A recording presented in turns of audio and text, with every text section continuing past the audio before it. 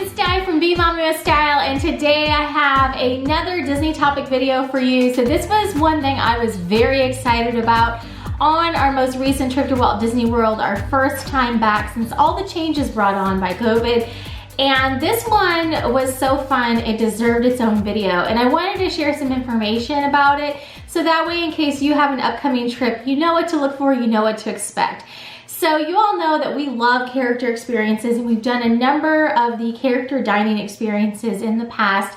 So on our most recent trip, we knew that the character experiences would be different, and I had heard about the pop-up character experiences, the character cavalcades, and all of the different opportunities where characters kind of just come out and interact with you in a socially distanced way on your trip to Walt Disney World. So we got to see those firsthand, and I have to say, I put this in my trip recap and my review, I absolutely loved them. They could keep these character interaction experiences like this going forwards in the future, and I would absolutely love it. It was so fun and so joyful to just be walking along and all of a sudden realize that like a pop-up little cavalcade was going to be coming down the road, or that there was characters like standing at the tops of buildings like waving at you or like hanging out. So there are a number of different types of experiences, and that's what I wanted to share today, park by park, what you can look for, what you can expect, and what to not expect as well.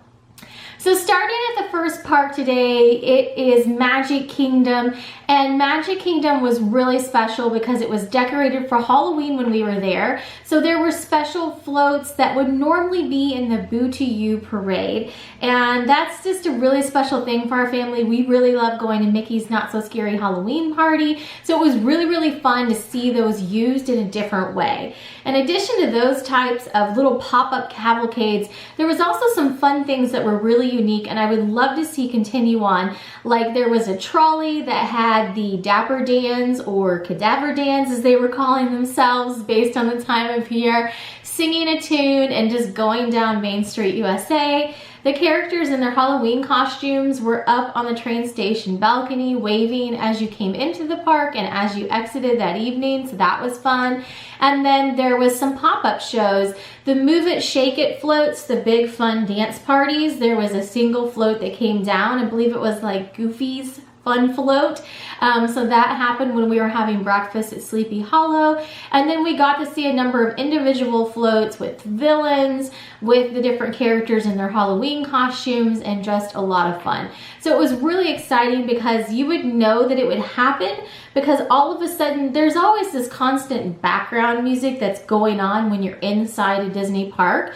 But all of a sudden the music would change, it would get very distinct and would get a little bit louder. And you would either recognize it because it would be that special holiday music, or you just could recognize it because it had a very catchy tune and you knew that there was going to be a special event happening down the way. So they don't do these at timed periods because they don't want people standing and grouping together and lining up and waiting for them. That's part of their tactic to encourage social distancing. So we didn't know what times they were going to happen, but it was really exciting to just be walking along and have them happen and just kind of be surprised. So it was kind of a fun part of the experience to just be surprised by seeing the characters. So we definitely really loved it, and I would love if they kept doing that as well. So at the other parks that we went to, we also went to Disney's Animal Kingdom and Disney's Hollywood Studios. We didn't go to Epcot, but I'll talk to Epcot what I know a little bit at the end for that one because they also have pop-up character experiences there.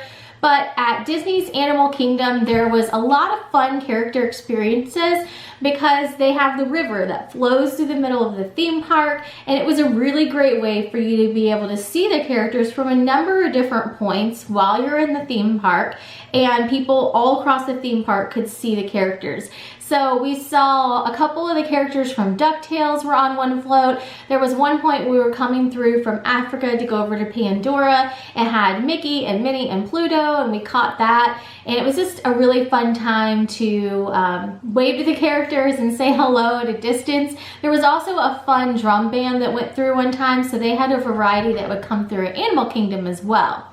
Then at Disney's Hollywood Studios, they have a few distinct areas there. So the character pop-up experiences there were mainly cars that would drive through the area. So we did see a Disney Junior kind of car cavalcade come through. It had Fancy Nancy walking in the front, and then Vampirina sitting in a car, like kind of a float type of thing.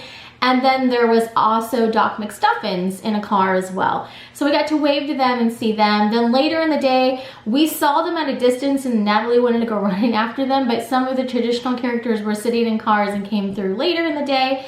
And then they do actually have character pop-up experiences in some of the different lands. When you're in Galaxy's Edge, we actually saw characters a few different times. Stormtroopers and then also Chewbacca and Rey were up at the top of buildings kind of walking back and forth and interacting with each other, and so it was kind of fun. In fact, it seems so kind of in character and just a part of the experience that I actually walked past Chewbacca and Rey and like they were up on the building kind of, you know, interacting. And I was like, oh look, there's Chewbacca and Rey, and I kind of kept walking and I was like, oh wait, that's a character pop-up experience. Like I should get a picture of this or something. Like it just seems so natural to see it that it was really, really fun. So those were the ones that we saw on our trip. Now they also have them at Epcot. They have kept them socially distanced as well. They have a lot of kind of gated off or fenced like grassy areas at Epcot, so they've used that to their advantage. And so I have seen reports and pictures where you'll see like Winnie the Pooh like running through a field with a butterfly net. So I'm kind of bummed that we missed those, but we did not have a day on our trip to go to Epcot for this particular trip. We will be back, I'm sure, possibly even while all of this COVID stuff is going on, so we can hopefully catch it on our next trip. But they were really super fun. I would say that there is really no way, I don't think, that you would not see any of them when you were in the parks, and just unless you were just really timed at a different way than we were. But we came in right around opening at Magic Kingdom, and there were characters, you know, right at the top welcoming everyone. If you leave right at closing, there were characters there kind of waving everyone out. We were actually at a dining reservation, so we saw them through the window. But yeah, it was a lot of fun. I felt like they had a really good frequency without feeling like it was constant. Like it did still feel like a surprise, which was great. So I'm sure they have to kind of figure out a schedule without it being a schedule. And I really enjoyed it. It was very joyful. So I think it's definitely something that, especially while COVID's going on, I could see obviously continuing it, because there's not a really great other option for character involvement other than this idea, but I think it works beautifully. But then even after all this is over, I would love to see this continue in some aspect if it was feasible. This is really, really fun. So we love characters and we love just kind of that little spark of surprise, but it's really the joy of the characters, which is why we enjoy it. So this worked perfectly to give us that joyful experience.